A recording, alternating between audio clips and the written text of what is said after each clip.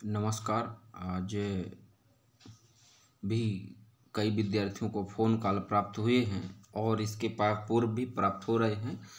जैसा कि विदित है, अनुसूचित जनजाति और अनुसूचित जाति वर्ग के विद्यार्थियों के लिए पोर्टल खोला गया और उसमें कुछ विद्यार्थियों ने आवास सहायता योजना और छात्रवृत्ति का फॉर्म तो भर दिया है, लेकिन कुछ विद्यार्थियों ने छात्रवृत्ति फॉर्म नहीं भर पाया और उनमें कुछ समस्याएं आ रही हैं। उन समस्याओं के कारण जो है ऑनलाइन फॉर्म जमा नहीं हो पा रहा है। तो इसके लिए एक पीएमएस डिस्ट्रिक्ट इश्यू का एक गूगल लिंक विद्यार्थियों को भरना है। जिन विद्यार्थियों को समस्या आ रही है और फॉर्म नहीं भर पा रहा है, तो यह गूगल लिंक भरना है। विद्यार्थियों का यह मांग है कि गूगल लिंक कैसे भरना है, कैसे सबमिट करना है जानकारी, तो मैं आज बता रहा हूँ। इसके पूर्व में भी जानकारी प्रस्तुत किया हूँ। गूगल मीट के माध्यम से भी जानकारी दी गई है। यूट्यूब में लिंक अपलोड करके ये जानकारी विद्यार्थियों को प्रेषित की गई है। तो विद्यार्थी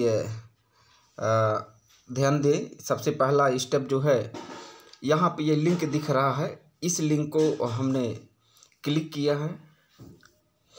ये खुल रहा है। अभी खुलने के बाद इसमें यदि आपने नेटवर्क सेट नहीं किया है तो नेटवर्क सेट करिए और नेटवर्क ऑन करने के बाद ही लिंक को क्लिक करना है।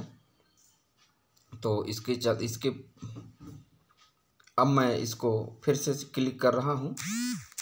ये अलाउ मांग रहा है, हमने तुरंत उसको अलाउ कर दिया है। अब ये लिंक खुलेगा। लिंक जैसे ओपन होगा उसमें आप अपनी जानकारी ईमेल पासवर्ड के द्वारा भी ओपन कर सकते हैं। स्पष्ट रूप से दिखाई दे रहा है, आप देख सकते हैं। ऊपर आ गया है, दिख रहा है PMS district issue. PMS district issue का एक गूगल फॉर्म ओपन हो रहा है। इस गूगल फॉर्म में जानकारी सबमिट करना है। तो यहाँ पर सबसे पहले ईमेल आ रहा है। जैसा कि मैं इसको अभी ट्रायल के लिए अपना ईमेल प्रस्तुत कर रहा हूँ, DKSATMI22@gmail.com। ये पूरा लिखना पड़ता है, किसी किसी मोबाइल में आ जाता है। तो विद्यार्थी इसको अच्छे से लिखेंगे, अपना ईमेल सही ईमेल लिखेंगे। ईमेल एड्रेस सही लिखने के बाद इसमें नेक्स्ट में क्लिक करते हैं तो ये एक अन्य ये जानकारी का प्राप्त हो रहा है। फॉर्म खुल रहा है। आगे एक सेक्शन है पहला डिस्ट्रिक्ट का, किस ज़िले की समस्या है, वह विद्यार्थी किस ज़िले के कॉलेज में पढ़ता है। तो यहाँ पर चूँकि मैं डिंडोरी का ज़िले का हूँ तो यहाँ मैं डिंडोरी सेलेक्ट कर दिया। इसी प्रकार से पोर्टल, कौन सा पोर्टल है, MP टास है या पोर्टल छात्रवृत्ति पोर्टल 2 है। तो अभी तो अनुसूचित जनजाति विद्यार्थियों के लिए MP टास से फॉर्म भराए जा रहे हैं, तो ये MP टास हमने सेलेक्ट कर लिया है।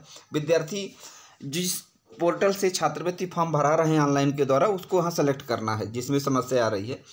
जिस छात्र की समस्या है उसका प्रवेश वर्ष चुनें। अब किस सत्र में प्रवेश हुआ है, कब हुआ है, तो चलिए हम ट्रायल के लिए 18-19 डाले दे रहे हैं। अब समस्या किस प्रकार के आवेदन से संबंधित है। पहला है फ्रेश आवेदन है क्या, यानी कि फर्स्ट ईयर का है, प्रीवियस का विद्यार्थी है, अथवा रिन्यूअल अप्लाइंग है, या कि विद्यार्थी 1 साल छात्रवृत्ति ले लिया, दूसरे साल के लिए रिन्यूअल फॉर्म भर रहा है, या पेमेंट रिलेटेड है, या कि छात्रवृत्ति फॉर्म भर चुका है लेकिन छात्रवृत्ति नहीं आ रही है। तो यहाँ पे हमें चूँकि फ्रेश के 18-19 का चुना है, वो 18-19, 19-20, 20-21, तो हम यहाँ पे रिन्यूअल का डाल दे रहे हैं। ये एरर टाइप किस प्रकार की गलती आ रही है आपके ऑनलाइन में, जैसा कि admission record does not found, या आपका प्रवेश से संबंधित डाटा नहीं है, या कि आपका फीस अपडेट नहीं है, या कि और भी जो भी समस्या आ रही इसमें लिखा है, या कि पोस्ट मैट्रिक छात्रवृत्ति नियमों के अनुसार आपको पिछले उसकी पात्र नहीं है। जो भी अदर टेक्निकल समस्या है तो अपन अदर टेक्निकल समस्या लिख दिए। और जो भी है, मान लीजिए हम इसको टिक कर रहे हैं, ये एडमिशन रिकॉर्ड नॉट फाउंड।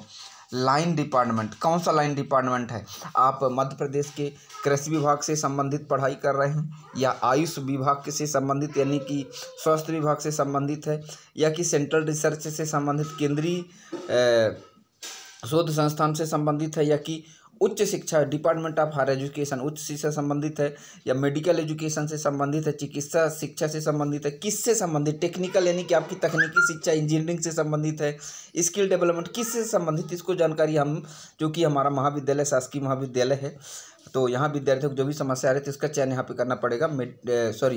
यहाँ पे उच्च शिक्षा से संबंधित हमें चयन करना है, तो डिपार्टमेंट ऑफ हायर एजुकेशन, ये हायर एजुकेशन हमने सेलेक्ट कर दिया। लाइन डिपार्टमेंट हो जाएगा हायर एजुकेशन। समस्या का विषय, जो भी समस्या आ रही हो आप यहाँ पे विद्यार्थी लिखेंगे। फिर यूनिवर्सिटी का नाम लिखेंगे, किस यूनिवर्सिटी के अंतर्गत आ रहे हैं, संस्था का नाम लिखेंगे, आप किस संस्था के अंतर्गत आ रहे हैं, और इसके बाद जो है तो कोर्स ब्रांच, यदि मान लीजिए BA BSc है, BA है तो यहाँ पर BA लिखेंगे, BA में कौन से है, फिर BSc है, MA है, MSc है, MCom है, PhD कर रहे हैं, क्या कर रहे हैं, इससे संबंधित लिखना पड़ेगा। जब आपने प्रवेश कराया था तो प्रवेश से संबंधित आपको एक मिलता है नंबर है, तो एडमिशन ID या काउंसलिंग डेट ID, जब आपका प्रवेश सत्यापन हुआ है आवेदन, तो उसमें एक नंबर रहता है, वो है ID, यहाँ पे आपको लिखना है। प्रोफाइल ID ऑफ स्टूडेंट, अनुसूचित जनजाति विद्यार्थी से संबंधित है तो उस प्रोफाइल ID जरूर लगना है। तो यहाँ पर प्रोफाइल ID लिखेंगे विद्यार्थी। और डेट ऑफ बर्थ कैसे चयन करेंगे, देखिएगा विद्यार्थी इसी में परेशान हो रहे हैं, उनको समस्याएं आ रही हैं, उन्होंने कहा है कि सर हम डेट ऑफ बर्थ सेट नहीं कर पा रहे हैं। तो देखिएगा यहाँ पे ये दिख रहा है एक एरो, इसमें हम क्लिक करेंगे। क्लिक करने के बाद यहाँ पे स्क्रॉल करेंगे। जैसे मान लीजिए आपका जन्म किस महीने 2020 में हुआ, ये एक उदाहरण के लिए आपको समझाने के लिए है, तभी अगस्त 21 है। यहाँ पे ऐसे करेंगे, सितंबर आएंगे, ये ऐसे पीछे चलेंगे, ऐसे हमें का बाएं से दाएं साइड अंगुली को क्रॉस स्क्रॉल करना है।